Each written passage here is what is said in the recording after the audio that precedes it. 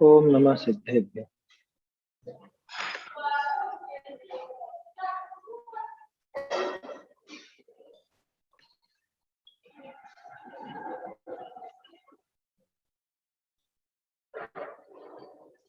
कारुण्यमुक्तारं जनुर्वसहस्रवर्धमानस्य दंसनमग्गमगोच्छामि जातं मम समासेन। श्रीमद्वीरगणेश रवि मिथ्यातमहर्ता विघ्नहरण मंगलकरं वन्दो वृषकर्ता। वाणी बंधु हितकरी जिन मुख नभते गाज गणधर गणसुत भूझरी बूंद वर्ण पद साज। गुरु गौतम बंधु सुविधि संयम तप धर और जिनिते पंचम काल में परत्यो जिन मत दो। कुंद कुंद मुनि को नमो कुमत ध्वांत हर भान पाहुड़ ग्रंथ रचे जिनहि प्राकृत वचन महान। प्राकृत वचन महान। अष्टपहुड़ ग्रंथ कुंद कुंद देव द्वारा रचित बहुत सुंदर ग्रंथ है। इस पर अपनी चर्चा चल रही है और जैसे पहले अपन प्रत्येक रविवार को पाठ किया करते थे, अभी तो हालांकि 2 ही गाथाएं हुई है, फिर भी प्रारंभिक तौर पर अपन पाठ तो करेंगे। और इसमें पाठ में अपन मुख्यतः रखेंगे प्राकृत गाथाओं की। तो 10 गाथाएं अभी अपन देखेंगे। और चूंकि अभी अपन लोगों ने वो पढ़ी नहीं है, इसलिए मैं बोलूंगा और आप लोग उसके पीछे है ना, उसके साथ साथ ही बोले, मतलब मेरे बाद में बोले, रिवीजन रिपीट करें। और जो गाथा अपन बोलेंगे उसके बाद फिर हिंदी का भी बोलते जाएंगे साथ के साथ। हिंदी का तो साथ साथ ही बोल लेंगे, उसमें दिक्कत नहीं है। लेकिन ये गाथा भी देखेंगे ना अपन, उसमें गाथाएं नहीं है, मूल गाथाएं नहीं है। जैसे छोटे गुटके उपलब्ध हैं अष्टपौर पद्यानुवाद के, अच्छे हैं छोटे छोटे, वो आप अलग से, लेकिन वो हिंदी अनुवाद है सिर्फ, उसमें प्राकृत गाथाएं नहीं। चलिए बोलते हैं, पहली से 10वीं तक बोलेंगे। कारुण्यमुक्तारम् जिणवर वसहस्रवर्धमानस्य दंसनमग्गमगोच्छामि जहाकं मम समासेन। कर्ण मन जिनवर वृषभ एवं वीर श्रीवर्धमान संक्षिप्त दिग्दर्शन यथाक्रम करूं दर्शन मार्ग। दंसन मूलो धम्मो उवैठो जिणवरे हि शिष्याणम् तमसोण सकण्णे दंसन हीणोण वंदिवो सद्धर्म का है मूल दर्शन जिनवरेंद्रो। हे कान वालों सुनो दर्शन हीन वंदन योग्य ना। पेज 12 पर। दंसन भट्ठा भट्ठा दंसन भट्टस्सणत्थिनिर्वाणम् सिज्झन्ति चर्य भट्टा दंसन भट्टा न सिज्झन्ति। दृग भ्रष्ट हैं वे भ्रष्ट हैं उनको कभी निर्वाण हो। सिद्ध चारित्र भ्रष्ट पर दृग भ्रष्ट को निर्वाण। सम्मतरयण भट्टा जानता बहु विहाई सत्थाई आराहणा विरह्या भमन्ति तथैव तथैव जो जानते हो शास्त्र सब पर भ्रष्ट हो सम्यक से घूमे सदा संसार में आराधना से रहित वे। भमंती है ना। सम्मत विरहियाणम सुट्ठु वियुग्गम तवम चरंताणम प्रणलहन्ति बोहिलाहम अविवास सहस्र कोड़ीहिम यद्यपि करें वे उग्र तप शत सहस कोटि वर्ष तक पर रत्न त्रय पावे नहीं सम्यक विरहित साधु सम्मतणान दंसण बलवीर्य वड्ढमाण जे सव्वे कलिकलुष पावरहिया वर्णाणि होन्ति ऐरेण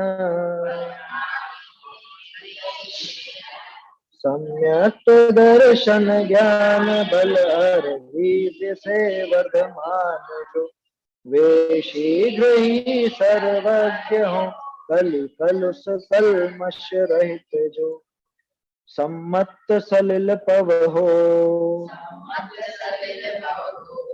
नित्यम हि ये पवठये जस कम्मम वालुय वर्णम बंधुच्चयनाशये तस्य सम्यक की जलधार जिनके नित्य बहती हृदय वे कर्ण रज से ना बंधे पहले बंधे भी नष्ट हो जे दंसणे सुभट्ठा भट्ठा नाणे भट्ठा चरित भट्ठाय एदे भट्ट विभट्ठा से संपिजणम विनाशन्ति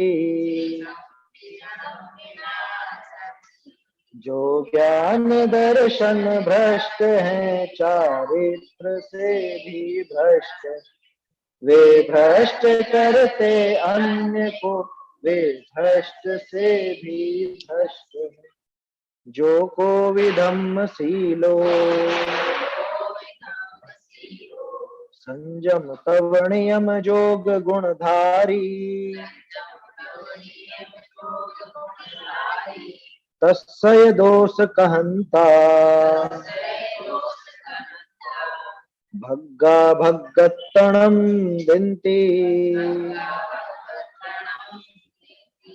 तपशील संयम व्रत नियम अर योग गुण से युक्त हो फिर भी उन्हें वे दोष दें जो स्वयं दर्शन भ्रष्ट हो जह मूलम विनट्ठे धुमस परिवारणत्थि परवड्ढी तह जिण दंसण भट्ठा मूल विनट्ठान से झंती जिस तरह द्रुम परिवार की वृद्धि न हो जड़ के बिना बस उस तरह ना मुक्ति हो जिन मार्ग में दर्शन बिना जह मूलाओ खंडो साहा परिवार बहुगुणो होई, तह जिण दंसन मूलो, निदिठो मोक्षमार्गस्स, मूल ही है मूल ज्यों शाखा विद्रुम परिवार का, बस उस तरह ही मुक्ति मग का मूल दर्शन को कहा। जे दंसने सुभट्ठा पाए पाड़न्ति दंसन धराणम, ते होंति लल्ल मुआ, दोही पुण दुल्लहा ते सिम, चाहे न मन द्रगवंत से पर स्वयं दर्शन ही न, हे बोधि दुर्लभ उन्हें भी वे भी वचन पग ही न हो। 36 गाथाएं हैं इसमें, तो 12-12 करके 3 बार में अपना हो जाएगा, इसलिए 12 तक अपन ने। वैसे तो पहले अपन जो स्वाध्याय करते थे, प्रत्येक रविवार को कुछ प्रश्न उत्तर भी लेते थे, कोई सहज कोई प्रश्न हो ऐसा तो उसे लेते थे। तो अभी भी किसी को कोई प्रश्न हो, विषय से संबंधित हो या कुछ और भी हो तो पूछ सकते हैं, नहीं तो ये विषय तो अपन देखेंगे ही। वो एक आवाज नहीं आ रही आपको? हाँ, वो युगल जी का लेटर पोस्ट किया था ना आपने? कौन सा वाला लेटर?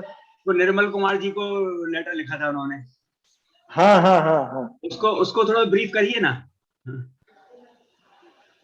देखो उसका सार ऐसा है, एक पत्र के बारे में कह रहे हैं युगल जी बाबूजी ने, एक निर्मल कुमार जी, शायद निर्मल कुमार जी नाम था ना? हाँ हाँ, निर्मल कुमार जी दमोह के थे। हाँ, दमोह के थे, और उनके लिए एक पत्र लिखा था, बहुत सुंदर पत्र था।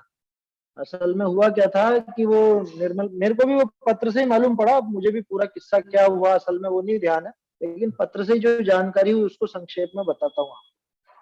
उन्होंने मतलब भोजन वगैरह सब त्याग दिया, क्या कुछ जिद से त्यागा या किससे त्यागा वो पता नहीं चला, लेकिन वो त्याग दिया था कि अब मैं नहीं लूंगा और ऐसा वैसा, या कोई विकल्प होगा उनको जो भी हो।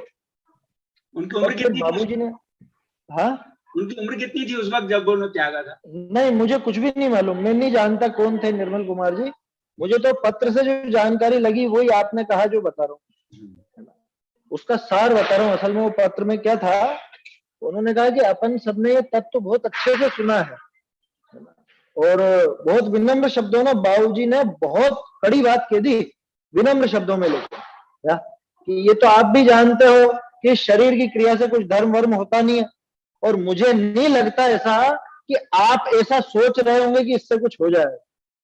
माने बाबूजी ने बहुत विनम्र भाषा में और सख्ती से, दृढ़ता से अपनी बात रख दी। उन्होंने कहा कि आपकी नजर में ये जो इस शरीर की क्रिया का थोड़ा महत्व चढ़ गया ऐसा लगता है, तो उन्होंने समझाया कि इससे कुछ होने जाने वाला है नहीं। अभी वो पत्र यहाँ पे अपन देख नहीं पाएंगे, नहीं तो मैं उसी के आधार से चर्चा करते थे। वो तो थोड़ा बड़ा भी था, 3-4 पेज का पत्र था मेरे ख्याल से। मेरे पास तो है। हाँ आपके पास तो है, लेकिन अभी मैं इस पर नहीं दिखा पाऊंगा, मेरा कहना ही। अच्छा अच्छा। तो वो पत्र बहुत अच्छा पढ़ने लायक है, काफी बढ़िया उन्होंने अध्यात्म की बात उसमें भर दी। उसका सार कुल मिला के ये है कि भाई अपने आत्म कल्याण पे ध्यान देना है तो शरीर की क्रिया से नहीं हो, वो भेद विज्ञान से होगा, श्रद्धा में निर्मलता से होगा, अंदर में कषाय घटे, अंदर में वो विपरीतता समाप्त हो तो वो आत्म कल्याण होगा। बाहर की क्रियाएं सहज होती हैं, सहज होनी चाहिए, और उनकी जो क्रिया नजर आ रही थी वो सहज नजर नहीं आ रही थी, क्योंकि ऐसा कहीं पे भी नहीं है कि एकदम से यूं छोड़ बैठे। भाई समाधि ले तो बात और है, और समाधि जैसी दशा होती है तो समाधि ली जाती है, जबरदस्ती तो मुनिराज भी नहीं लेता, आए समझ में? जबरदस्ती समाधि लेते हैं क्या मुनिराज? जबरदस्ती तो उनके भी नहीं होती। हाँ, जबकि कोई ऐसी विपरीतता थी नहीं। अब क्या पता उनको क्या लगा, क्या सोच करके उन्होंने वो कदम उठाया था, जो भी बात थी, लेकिन अपने को किस्सा पूरा मालूम नहीं। लेकिन बाबूजी ने जिस दृष्टिकोण से लिखा और जिस तरह से लिखा, उससे ये बात समझ में आती है कि किसी न किसी बात का कोई हठ या कोई ऐसी कुछ उनके विकल्प आया होगा, जिन्होंने वो प्रतिज्ञा इस तरह की ले ली थी। और बाद में बाबूजी ने समझाया उनको, पत्र भेज करके। बहुत सुंदर पत्र है, पढ़ने लायक है सबको। ये जो शरीर की क्रिया पे जोर रहता है ना अपना, वो शरीर की क्रिया से धर्म सदता नहीं है, उसमें धर्म है नहीं, ये उस बात से, मतलब उस पत्र से बहुत अच्छे से स्पष्ट होता है। पढ़ने लायक है सबको और जीवन में उतारने लायक है। भेजा था, ग्रुप पे भी भेजा था मैंने शायद, इसी मंदिर जिनालय वाले पर। अच्छा है वो, कभी है ना मौका लगेगा तो लेंगे कभी अलग से। बाकी उसका सार यही है कि खींच करके कोई क्रिया नहीं करनी। जो टोडरमल जी के शब्द है ना, खींच करके वो क्रिया नहीं करते। जो सम्यक दृष्टि है, जो समझदार है, भावलिंगी मुनिराज हैं, वो खींच करके क्रिया नहीं करते। तो ऐसे खींच करके कोई क्रिया नहीं करनी। खींच करके मतलब जबरदस्ती, अपनी सामर्थ्य नहीं हो और वो प्रतिज्ञा ले ले उठ पटांग, और फिर बाद में अंदर ही अंदर से कलुषित परिणाम वाला हो, आकुल व्याकुल हो, तो उससे धर्म नहीं सकता। अभी ये अपन गाथा देखेंगे, इसमें आएगा भी, कीजिए शक्ति प्रमाण, शक्ति बिना श्रद्धा धर्म। वो इस यहीं से निकली हुई चीज है, अष्टपाउड़ में से। क्या वो शक्ति प्रमाण करना, और जो शक्ति नहीं है उसकी श्रद्धा रखना, ऐसा आएगा इसी ग्रंथ। ऐसा है ना, उसका सार इस तरह का है। तो अच्छा है वो, तो बढ़िया है और सरल है, बाबूजी की सरल भाषा में ही है, कोई कठिन है? इसमें जैन अध्ययन केंद्र में अपना डाला था, श्रीमंदिर जिनालय में भी डाला था, देखना होगा।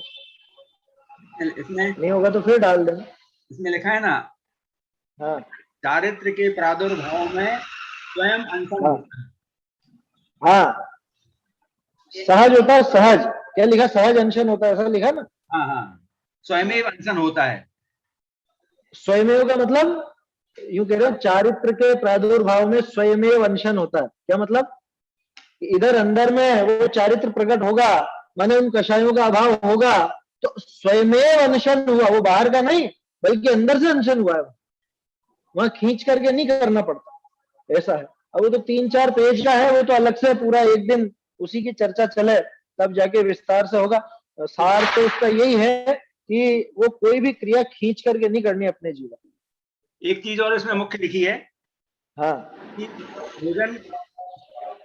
मुझे भोजन करना है, इसी का नाम आहार विकल्प नहीं है, वरन मुझे भोजन नहीं करना है और अनशन है, यही भी समान कोटि का विकल्प है। सही है, बहुत सही बात है वो। क्या लोगों को क्या लगता है कि मुझे भोजन करना है, इसी का नाम अच्छा भोजन है, और मुझे भोजन नहीं करना है, इसका नाम अनशन है। ऐसा नहीं है। अरे वही है अपना, वो एक उदाहरण है ना, दवाई लेकर के आया आप और वैद्य ने क्या कहा, ये दवाई लेने के पहले बंदर का ध्यान मत करना, है ना? अब आप क्या सोचते हैं दवाई लेने के पहले? कि मुझे बंदर का ध्यान नहीं करना है, बंदर का ध्यान नहीं करना है, बंदर का ध्यान नहीं करना है। अब बोलो वो कर रहा है कि नहीं कर रहा है बंदर का ध्यान? मुझे भोजन नहीं करना है, मुझे भोजन नहीं करना है, मुझे भोजन नहीं करना है, ये लगातार भोजन ही तो चल रहा है इसका। क्यों? क्योंकि आत्मा बाहरी वस्तुओं को तो कुछ खाता है नहीं, वो भोजन के विकल्प ही तो है जिसको भोजन कहा जाता है, और भोजन के विकल्प यही तो चल रहे हैं, इस रूप में चल रहा है। मुझे भोजन नहीं करना, भोजन नहीं करना, भोजन नहीं करना, तो ये भोजन संबंधी तो विकल्प चल रहे हैं उसके। हाँ,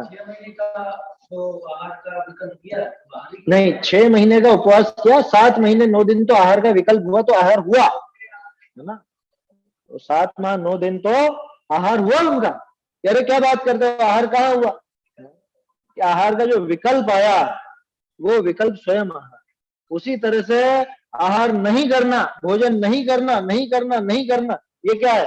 ये भोजन का ही विकल्प चल रहा है। समझ में ही बात? जब आत्म स्वरूप में लीनता हो तो स्वयमेव अनशन होता है। अब समझ में ही वो जो आप कह रहे थे लगे, जब चारित्र प्रकट हो यानी लीनता हो तो स्वयमेव अनशन होता है। क्यों? कि अब भोजन करने का या भोजन नहीं करने का विकल्प भी समाप्त। वो निर्विकल्प दशा हुई तो अपने आप अनशन हो गया। वैसे भी उपवास की परिभाषा क्या है? कषाय, विषय और आहार, इन तीनों का त्याग जहां हो वो।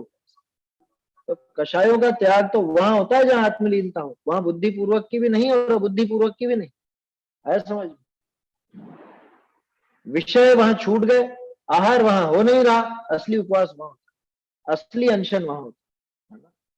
तो वो उनको समझाने के लिए वो पत्र लिखा था, और प्रत्येक साधर्मी जीव को पढ़ने लायक है और पढ़ करके जीवन में उतारने लायक है कि कोई भी क्रिया खींच करके नहीं करनी कि मुझको तो ये करना ही है या मुझे तो ये करना चाहिए, हम तो जैन है या हमारे पर्व चल रहे हैं तो हमको ये करना।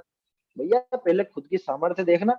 और इसमें सबसे खास चीज वही है, ये असल में वो जो टोडरमल जी का अपन ने प्रकरण देखा ना प्रतिज्ञा का 238, 39, 40 पेज पर, उसी का सार है इसमें। क्या कि प्रतिज्ञा किस ढंग से ग्रहण करना, ये उसका भाव है एक तरह से। भाई ऐसे खींच कर नहीं कर लेना, भावावेश में नहीं कर ले। कोई कषाय का ऐसा उदय आ गया तो कर ली है, किसी ने कुछ कह दिया तो कर ली, क्या आपस में कुछ झगड़ा हो गया, पति ने कुछ कह दिया तो पत्नी ने कहा आज मेरा वास है, आपस में कुछ बोलचाल हो गई तो 2 दिन खाना नहीं खाओ, ये 3 दिन खाना नहीं खाओ, ये कोई तरीका नहीं है समझ। कषाय से हठ पूर्वक नहीं करना, मान बढ़ाई के लिए नहीं करना, किसी और काम के लिए नहीं करना, बल्कि नहीं करने का विकल्प ही नहीं करना, वो अपने आप होगा। लिखा ना चारित्र प्रकट होने पर सहज होता है, सहज, तो अनशन आदि स्वयं सहज होगा। मुनिराजों को होता है अनशन, ये भी लिखा है चारित्र के वो आगे का लिखा है, वो आगे जो उन्होंने बड़ी प्रतिज्ञा ली ना, वो बड़ी प्रतिज्ञा वास्तव में मुनिराजों की होती है। ये बहुत बड़ा पॉइंट है, ये समझ में ही बात। अब लोग बात जो 10 लक्षण में 10 वास करते हैं ना, कहीं पे भी नहीं है ये विधि, कहीं शास्त्रों में है क्या 10 उपवास करने की विधि?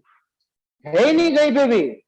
आप देखना उत्तम तप की जो पूजाएं हैं, उत्तम तप की पूजा में आप अर्घ चढ़ाते हो ना, उसमें अर्घ में तरह तरह के वो है, सिंह निष्क्रियत, लघु निष्क्रियत है, आचाम लोरवो, सर्वतो भद्र, महाभद्र वगैरह, उन सब में भी ज्यादा से ज्यादा 4 वास 1 पारना, 3 वास 1 पारना, ऐसा है, कंटिन्यू नहीं है कहीं पे भी। और ये तो पता नहीं क्या फैशन सा चल गया, हम 10 वास करेंगे। अरे तुम्हारी भूमिका है नातर बेले पारण भाई तथा एकंतर वास कराई, वो सब चीजें हैं उसमें, तो ये उससे चली, ये शास्त्रों में आपको मिलेगी नहीं, उसके पहले नहीं मिलेगा इस तरह। इसमें समझ में ही बात, वो मुनिराज की भूमिका में होता है वास्तव में। हाँ मालूम है, वो सारी बात मालूम है, उसके शुरुआत में ही है जी। लेकिन शास्त्रों में कहीं ऐसा नहीं आता, न कहीं ऐसा उपदेश दिया आचार्य ने कि तुम 10-10 उपवास। भाई यहाँ तो सीधी सीधी बात है, बिल्कुल सीधी सीधी बात कि तू तो रात्रि का पानी भी छोड़ दे, बिल्कुल प्रैक्टिकली तेरे 6 महीने का उपवास तो साल भर में यूं ही हो जाएगा, असली में हो जाएगा। टाइम देख लेना, मिलान कर लेना, बराबर 6 महीने का उपवास हो जाएगा। अगर रात को पानी, सूर्यास्त के बाद सूर्योदय तक पानी भी न लेते, स्वयं में हो जाएगा। ऐसी सीधी सीधी बातें हैं कि ठीक है आज नहीं है भोजन का मन, कोई बात नहीं, मत करो, आज दिन भर अभ्यास करो, स्वाध्याय करो, चिंतन मनन करो। ये कहाँ का तरीका है कि इधर तो करूं उपवास और उधर पलंग पर आड़ा पड़ जाऊं 24 घंटे, या कुछ खेल कूद में, ताश पत्ती में, मेहंदी मंडाने में, बड़ी पकौड़ी बनाने में, इनमें दिन निकाल दो। ये कहाँ के तरीके? भाई अपने खींच करके वो क्रियाएं नहीं की जाती और ना उसका उपदेश दिया जाता। तो हमारे यहाँ तो बिल्कुल सीधा सीधा उपदेश है, अपनी शक्ति समझ करके, अपना पूरा द्रव्य क्षेत्र काल भाव वो सब देख करके, अपनी आगामी भाव कैसे हो सकते हैं, कैसे परिणाम हो सकते हैं, वो सब देख करके और फिर प्रतिज्ञा ली जाती। कोई कषाय वश नहीं ली जाती, भावावेश में नहीं ली जाती, जोश में नहीं ली जाती। यह समझदारी का काम है, कोई ऐसे बेवकूफों जैसा काम नहीं है, समझ। ये उस पूरे पत्र का सार है, क्या ये उस पूरे पत्र का सार है कि भैया आत्म शुद्धि पर, आत्म कल्याण पर ध्यान देना, बाहरी क्रिया से कुछ होने जाने वाला नहीं है। ये कुल मिला के 2 लाइनों में उस पूरे पत्र का सार है। बाकी तो विस्तार से कभी मौका बनेगा तो चर्चा करेंगे, उसके लिए तो पूरा 1 दिन चाहिए, 3-4 पेज का पत्र है वो। चलिए, और किसी का कोई चर्चा करनी हो तो करें, नहीं तो फिर ये आगे पढ़ते हैं अपन जो कल देख रहे थे, प्रशम वाला प्रकरण।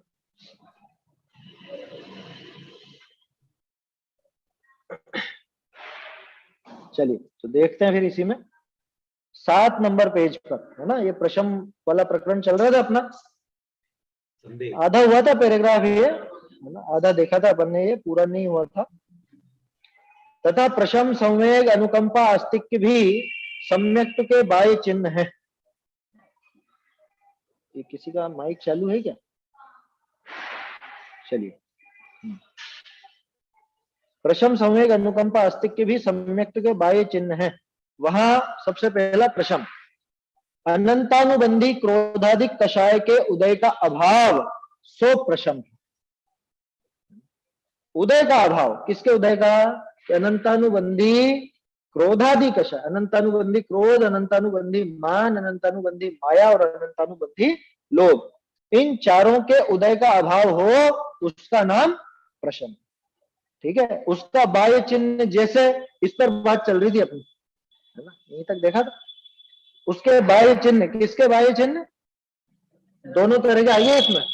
उस कषाय के उदय में क्या क्या होता है वो, और उदय के अभाव होने पर क्या होगा वो। जैसे कि सर्वथा एकांत तत्वार्थ का कथन करने वाले अन्य मतों का सिद्धांत, अन्य जो खोटे मत हैं, जो कुमत है ना, भले वो लगती हो अपने जैसी बात, कह रहे देखो देखो अपने समय सार जैसी बात आई, या देखो अपने आत्मा की बात आई है, हम जैसी बात करते हैं बिल्कुल वैसी बात लिखा रही, अन्य मत का श्रद्धा। अब उसमें वो अन्य मत का श्रद्धा नहीं हो जाए। बाह्य वेश में सत्यार्थ पने का अभिमान करना, बाहरी वेश से ही उसमें सत्यार्थ पने का अभिमान, उससे ही सच्चा समझने लग जाए। जबकि यहां तो कह रहा है कि वो अंदर में भी एक गुण दूसरे गुण से बिल्कुल भिन्न है। ये देखा था ना अपन ने, वो दूसरे गुण की पर्याय को भी उसका लक्षण नहीं कहा, बाह्य चिन्ह कहा। अनुभूति को, वो ज्ञान की पर्याय को सम्यक्त्व का बाह्य चिन्ह बताया, अंदर का चिन्ह नहीं बताया, है ना। इस पे करनी थी अपने को तो बात। पर्यायों में एकांत के कारण आत्म बुद्धि से अभिमान तथा प्रीति करना वह अनंतानुबंधी का कार्य है। ये अनंतानुबंधी के कार्य है। अन्य मत की प्रतीति अथवा वो बाहरी रूप में ही सत्यार्थ पने का भ्रम, अथवा पर्यायों में एकांत के कारण आत्मबुद्धि से, एकांत के कारण आत्मबुद्धि से क्या मतलब? एकांत इसकी बुद्धि में बैठा हुआ है, मिथ्यात्व बैठा हुआ है, उसके कारण ये पर्यायों में आत्मबुद्धि करता है। कैसी कैसी आत्मबुद्धि करता है? बोलो आप कौन हो? कौन हो? कि मैं मनुष्य हूं, मैं पुरुष हूं, मैं महिला हूं, मैं बालक हूं, मैं युवा हूं, मैं वृद्ध हूं, या मैं सेठ हूं। हम अच्छे खाते पीते घर के हैं, ऐसे ही थोड़ी ना। मैं सेठ हूं, या अरे हमारी स्थिति थोड़ी अच्छी नहीं है, हम तो गरीब हैं, दूसरों के सामने दीनहीन हो जाए, या मैं बहुत ज्ञानी हूं, यही समझ रखा है कि इतने इतने शास्त्र मैंने पढ़ रखा है, या अरे मुझे तो थोड़ा कम समझ में आता है, ये क्या कहते हैं अध्यात्म में क्या लिखा है, कुंदकुंदाचार्य की बात समझ में नहीं आती। ये सब क्या है? ये उस पर्याय का एकांत बुद्धि से आत्मबुद्धि है ना, उस एकांत के कारण आत्मबुद्धि पड़ी हुई है पर्याय में। अब वो पर्याय में का अर्थ बहुत व्यापक है। यहाँ पर पर्याय अकेला आत्मा की पर्याय नहीं ले, बल्कि उसके साथ जो संयोग मिले उन संयोगों को भी खुद की पर्याय समझा। बोलो सेठ पना माना खुद का वो संयोग से ही तो माना है, रुपए पैसे मिल गए उनके संयोग से खुद को सेठ समझने लगे, या और कोई शरीर अच्छा सुंदर मिल गया तो खुद को रूपवान समझने लग गया, शरीर थोड़ा सा कम सुंदर मिला तो खुद को कुरूप समझने लग गया। ये सब क्या है? ये उस पर्याय में एकत्व बुद्धि है ना, लिखा ना, आत्मबुद्धि बोलो एकत्व बुद्धि बोलो, एक ही बात है। पर्याय में एकांत के कारण आत्मबुद्धि, आत्मबुद्धि माने मैं पना, ये मैं हूं ऐसी बुद्धि, ठीक है। आत्मा माने मैं, तो आत्मबुद्धि माने मैं बुद्धि, मैं पने की बुद्धि। किसमें करी मैं पने की बुद्धि? कि उस पर्याय में, अथवा वो पर्याय में जो बाहरी संयोग प्राप्त हुए थे, ये मनुष्य भाव में अथवा समझ लो जो भी दशा अपने को मिली है, उन सब में वो बाहरी संयोगों के आधार पर भी खुद को वैसा मान लेना।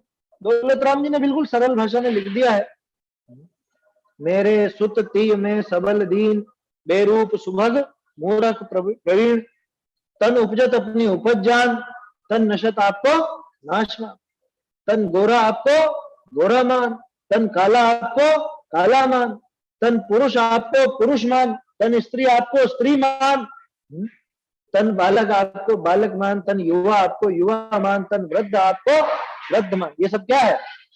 ये पर्याय में एकांत के कारण आत्मबुद्धि से, एकांत के कारण आत्मबुद्धि, समझ में नहीं बात? एकांत कौन सा? मिथ्यात्व के भेद है ना 5 प्रकार का है? उसमें एकांत भी तो है, विपरीत एकांत, विनय के, संशय, अज्ञान, कुनय के। तो ये मिथ्यात्व का एक भेद। कैसा एकांत?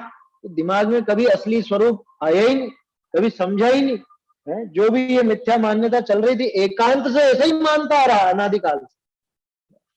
कौन? कि ये जो नजर आता यही मैं, यही हूं मैं, मेरे गाल और मेरे बाल और मेरी ये सब पूरा शरीर, या ऐसा यही दिमाग में चलता है।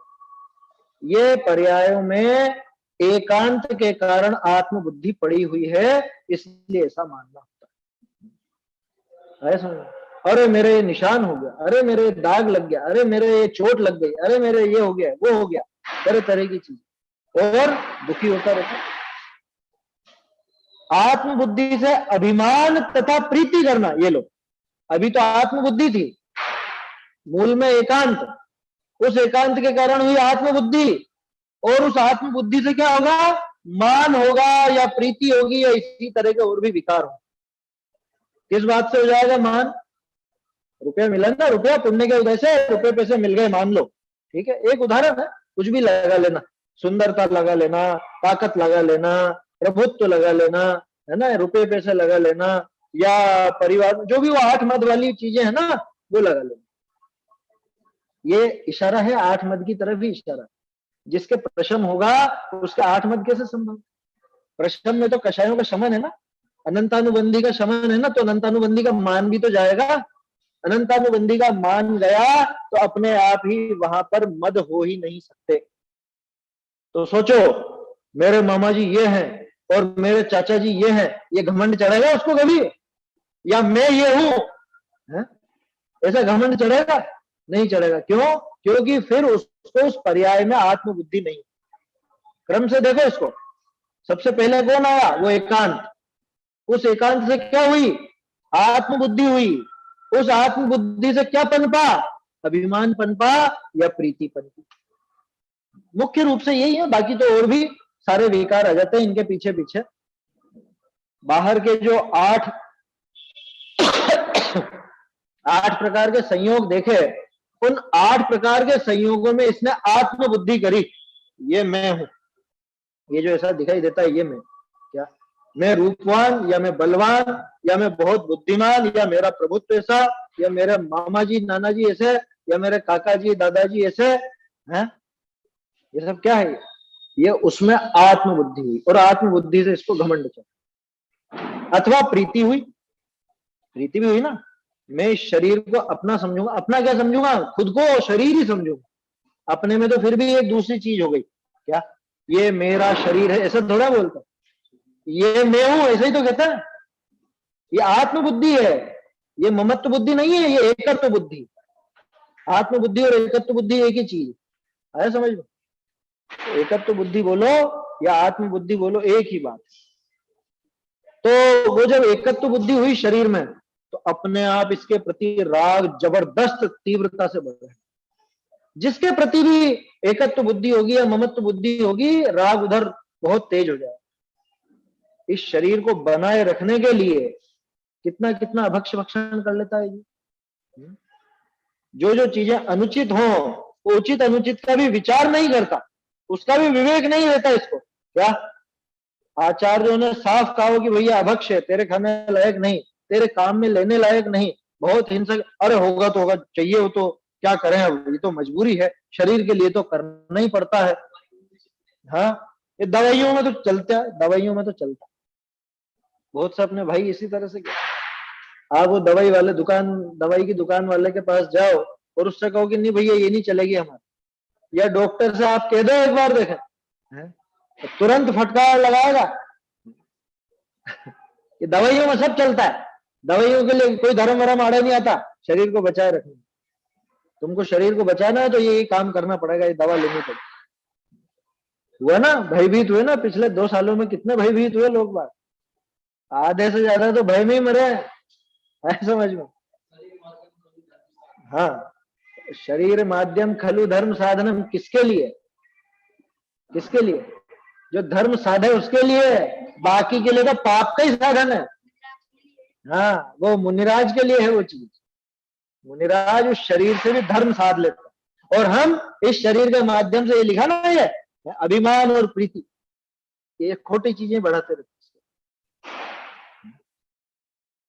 है समझ में। एक काम करो, वो शैम्पू लगाओ, उस शैम्पू से बाल अच्छे रहेंगे। और उस शैम्पू में अंडा हो तो कह रहे वो शैम्पू खा थोड़े ना आते हम। कह रहे कैसा मूर्ख है। कोरख खाने का नाम है क्या वो जीव हिंसा? खाने का ही नाम है क्या जीव हिंसा? अरे ओढ़ो, पहनो, लगाओ, कुछ भी काम में लो, अगर उसमें जीवों का घात होता है तो अपने काम में लेने लायक ही नहीं। समझ में आ रही बात? तुमने मुंह में नहीं मारे, माथे में मार दिए। तुमने मुंह में नहीं मारे, इधर लगा लगा के मार दिए जीवों, या उसके निर्माण में जो घात हुआ वो तुम्हारी वजह से ही हुआ। समझ में ही बात? तो इतना काम, इतना गलत काम कैसे कर लेता है ये जीव, बताओ? वो शरीर के प्रति अत्यधिक प्रीति होने के कारण। समझ में ही बात? जिसके प्रति बहुत प्रीति होती है ना, बहुत प्रेम होता है, उसके पीछे सामने वाले को मार भी दो। समझ, विरोधी हिंसा क्या है? वो अत्यधिक प्रेम है उधर अपने परिवार के प्रति। तो कोई देखे अगर हाथ लगा ले बच्चे को, या बच्चे पे कोई आपत्ति आ जाए तो क्या करता है? लड़ता है ना। उस भूमिका में ध्यान रखना, ये नहीं कह रहे कि वो पुण्य है। बात ये चल रही है कि आखिरकार वो सामने वाले को मार देने तक का भी जो भाव है वो किसकी वजह से आया? उस प्रीति की वजह से। और वो प्रीति क्यों हुई? प्रीति उस आत्मबुद्धि की वजह से।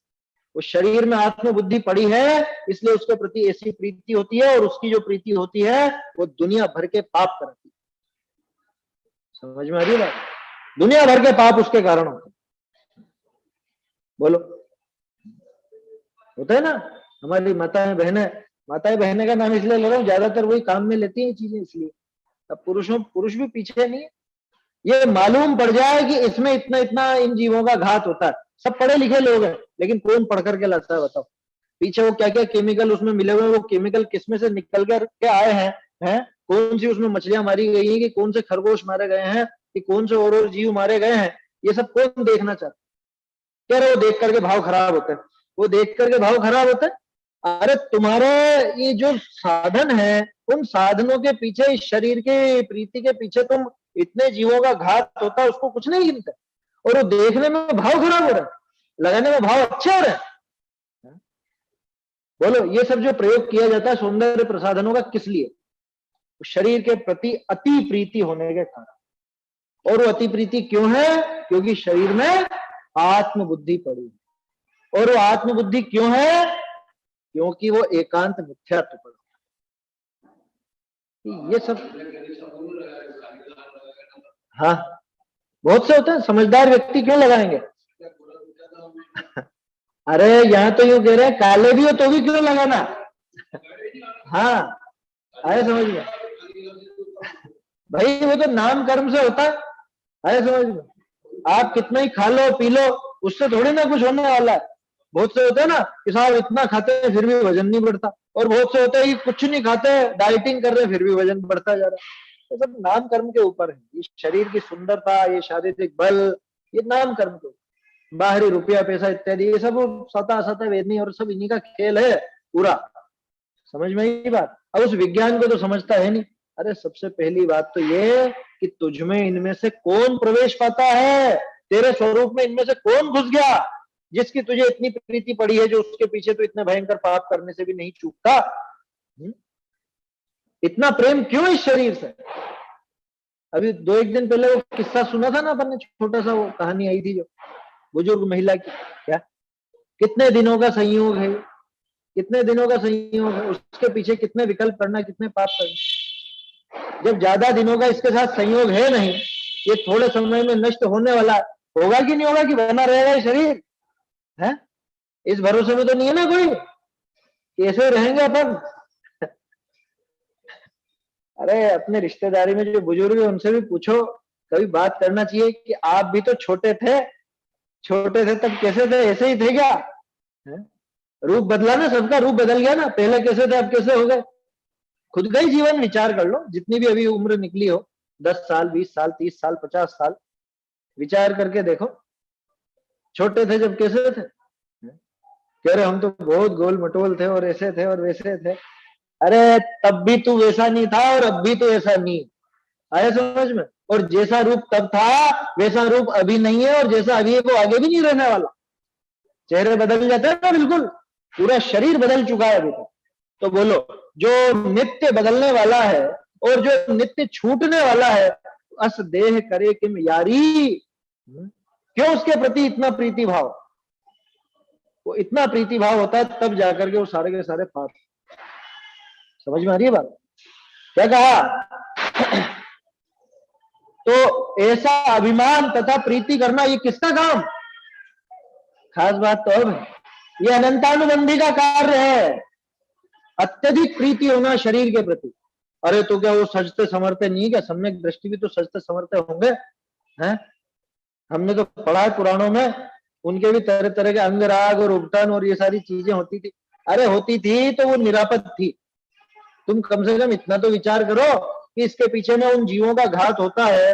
अब वो क्या किसी जीव का घात करके करते थे वो काम। और चेहरे पे जो लाली लगाते थे, जो भी होठों पे लाली लगाते थे, तो वो क्या किसी के खून से सनी हुई थी। तो सारी चीजें निरापद थी तो काम में ले लेते थे, आता था भाव तो शरीर को संवारने।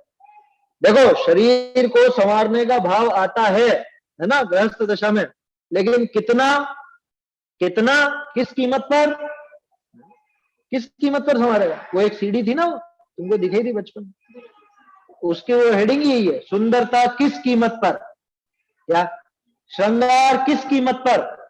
इससे पता चल जाएगा आपकी कसाई कितनी।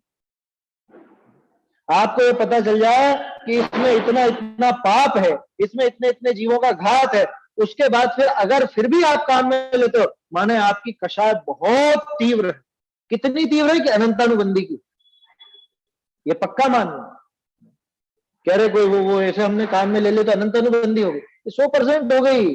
जब तुझे पता है कि इसमें कोई जीव का घात हो रहा है, और बड़े जीव का, छोटे मोटे जीव का तो होता ही अपने दैनिक कार्यों में ही होता, बड़े जीव का भी इसमें घात होता है, और ये पता चल जाए, उसके बाद कैसे वापर लेगा वो बताओ, कैसे वापर।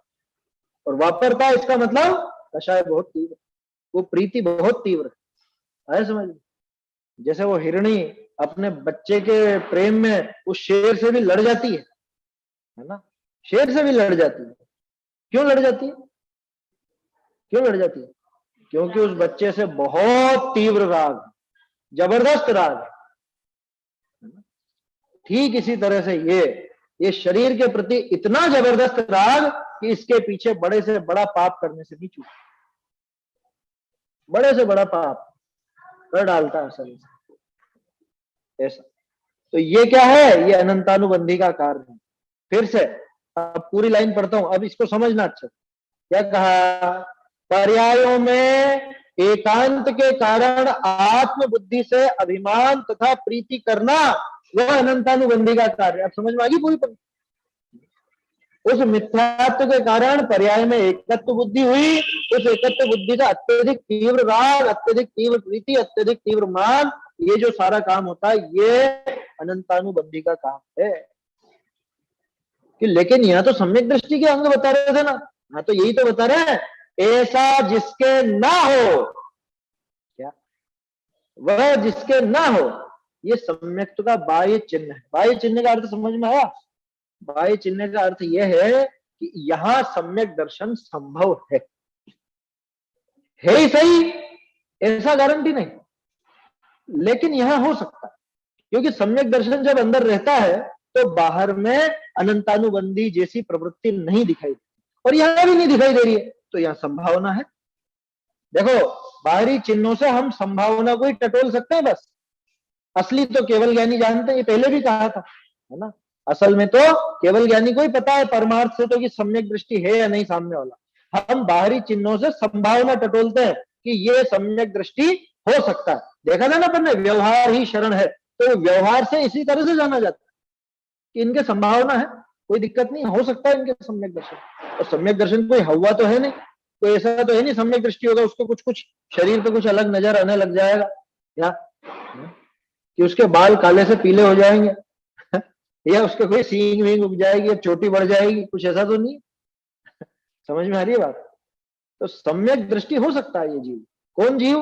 कि जिसके ऐसी अनंतानुबंधी की प्रवृत्ति नजर नहीं आती, वो हो सकता है। जिसके प्रशम नजर आता है जीवन में, बाहर में नजर आता है, वो सम्यक दृष्टि हो सकता है। ये बाह्य चिन्ह का अर्थ है समझ में। बाह्य चिन्ह का अर्थ ये समझना, ऐसा मत समझ लेना कि बाह्य चिन्ह है तो फिर अंदर सम्यक दर्शन हो गई थी। अंदाजा लगाया जा रहा है, संभावना है, उसकी भूमिका है वैसी, हो सकता है सम्यक दर्शन, और उसको उसी रूप में ट्रीट किया जाता है, उसी रूप में उसको माना जाता है। देखो, वह जिसके न हो तथा किसी ने अपना बुरा किया तो उसका घात करना आदि मिथ्या दृष्टि की भांति विकार बुद्धि अपने को उत्पन्न ना हो, तो क्या सम्यक दृष्टि को गुस्सा नहीं आता? कोई अपने पे तलवार लेकर के चढ़ जाएगा तो क्या वो उसका विरोध नहीं करेगा? फिर ये कैसे कहते हैं कि तथा उसने अपना बुरा किया हो तो उसका घात करना आदि मिथ्या दृष्टि की भांति विकार बुद्धि अपने को उत्पन्न ना हो।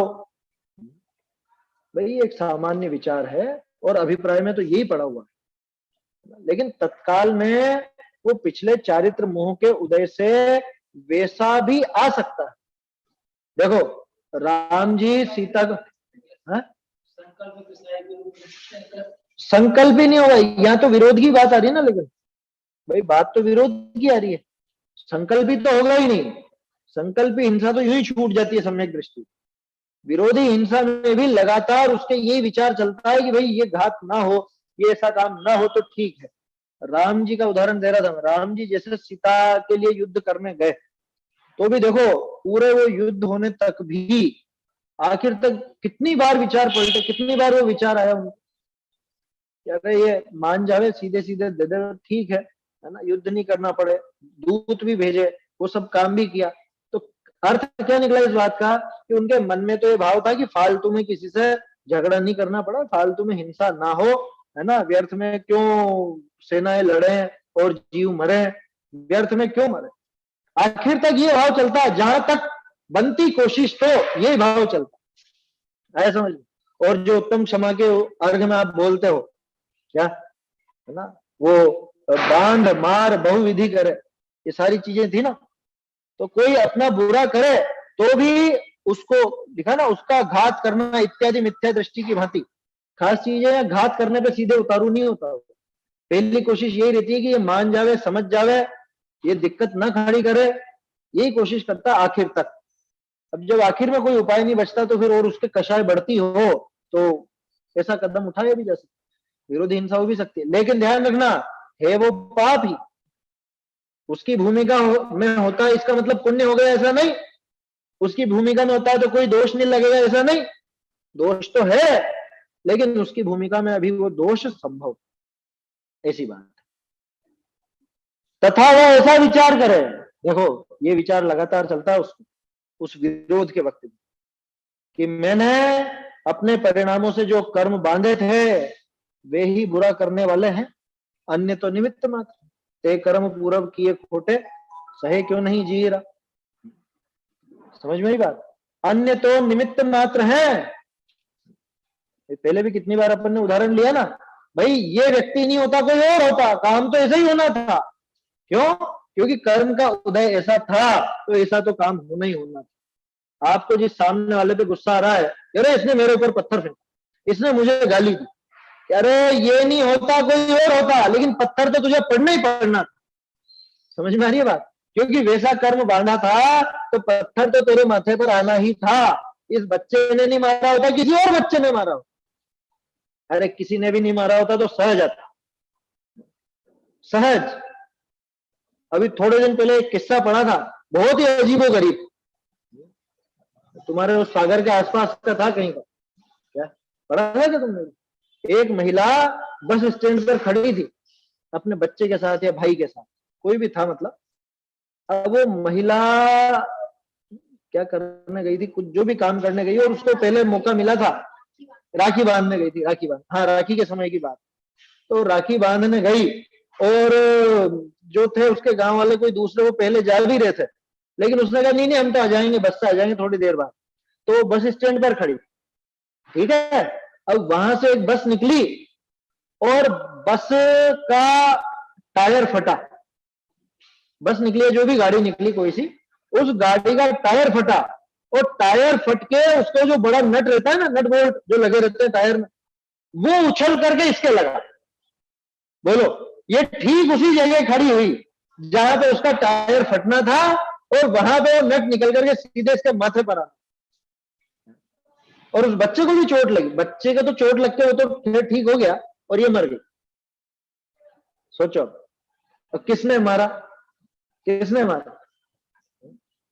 कह रहे आयु पूरी होनी थी तो जहां होनी जैसी होनी वैसी होगी होगी, कि किसी और ने कर दिया। अरे वो आदमी अभी बस नहीं लेके आता, वो नहीं लेके आता, कोई दूसरा लेके आता, होना तो ऐसा था ही। समझ में आ रही बात? तो अन्य तो निमित्त मात्र है। हाँ लानी इसको ही थी, वो तो कहने की बात है ना, अन्य लाता कैसे, लानी तो उसी को थी। समझ में आई बात? आयु इसकी पूरी होनी थी, वो बच्चे की नहीं होनी थी। बताओ, अन्य तो निमित्त मात्र है, ऐसी बुद्धि अपने को उत्पन्न हो। देखो, ये बुद्धि अगर चल रही है, ये विचार भी चल रहा है, तो समझना कि मिथ्यात्व तो गलने की तैयारी में है। अगर नहीं गला है तो, या तो गल ही गया है, और नहीं भी गला है तो गलने की तैयारी में है। अगर ऐसा विचार चल रहा है क्या, अरे ये तो पिछले ही कर्मों का उदय है। ऐसी बुद्धि अपने को उत्पन्न हो, ऐसे मंद कषाय है, तथा तथा अनंतानुबंधी के बिना अन्य चारित्र मोह की प्रकृतियों के उदय से आरंभाधिक क्रिया में हिंसाधिक होते हैं, उनको भी भला नहीं जानता। होते तो है उसकी भूमिका में, है ना। घर गृहस्थी है तो सारे काम होता है, नहाना धोना भी होता है, खाना पीना भी होता है, और सारे कार्य होते हैं गृहस्थी के, लेकिन उनको करते हुए भी भला नहीं जानता। समझ में ही बात? अंदर से भला नहीं जानता अभिप्राय में, ये अनंतानुबंधी जाने की निशानी। और अगर अभी भी उसको भले लगते हो, कह रहे हाँ हाँ ठीक है, अपने तो, हम तो गृहस्थ हैं, हम तो कर सकते हैं, ये कर सकते वाला जो भाव है, ये इसका मोह गलने नहीं देता। समझ में आ रही है बात? अरे हमारी भूमिका में होते हैं, हो रहे हैं, लेकिन उसका खेद बरतना चाहिए, खेद होना चाहिए। जो भी दोष हमारी भूमिका में लगते हैं, जो भी आरंभिक कार्य होते हैं, परिग्रह आदि है, हिंसा आदि है, ये सारी चीजों का अपने को खेद बरतना चाहिए। कम से कम ये स्वीकार तो हो कि अरे ये काम वास्तव में खोटा है, गृहस्थी तो रहने लायक है ही नहीं, क्या ये अंदर से स्वीकार होना चाहिए। ये मिथ्या तो भी गया हो तो अच्छी बात, नहीं गया हो तो जाने की तैयारी समझना, ऐसे विचारों पूर्वक ही जाएगा। तो अन्य चारित्र मोह की प्रकृतियों के उदय से आरंभवादी क्रियाओं में हिंसादिक होते हैं, उनको भी भला नहीं जानता, इसलिए उससे प्रशम का अभाव नहीं कहते। किससे? कि अरे गृहस्थी में है, ये शादी ब्याह कर रहा है, ये युद्ध लड़ रहा है, ये व्यापार कर रहा है, ये खाना पीना कर रहा है, और सारे काम कर रहा है, तो इसके प्रशम कैसे?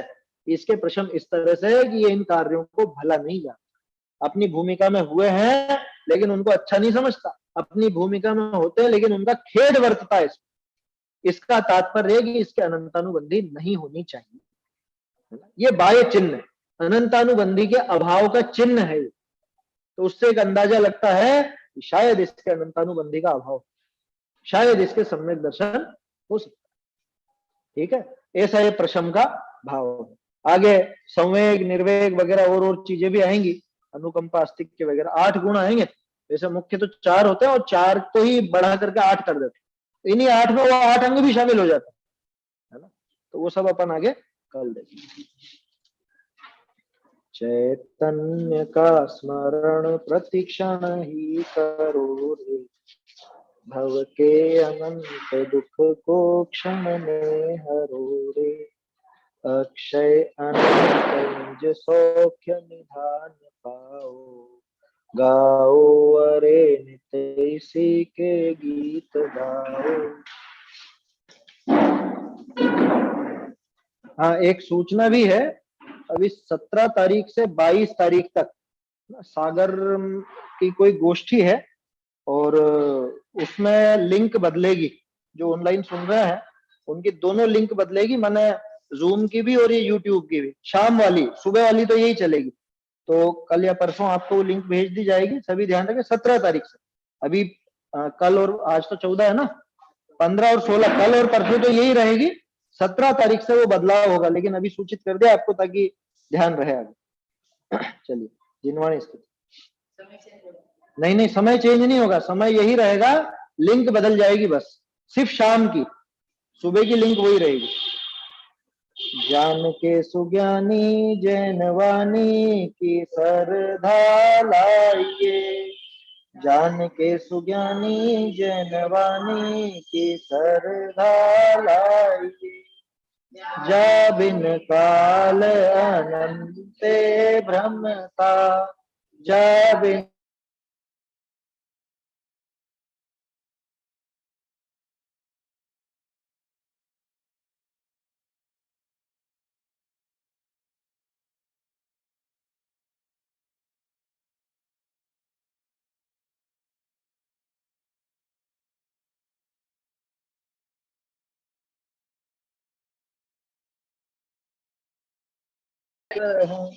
जाही के सरधानी, जान के सुजानी जनवानी की सरधा लाइए।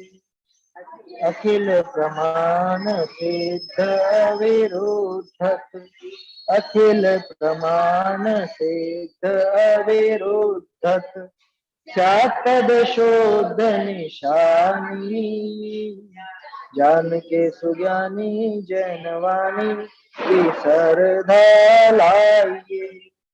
भागचंद सत्यारथ जानी, भागचंद सत्यारथ जानी, परम धर्म रजधानी।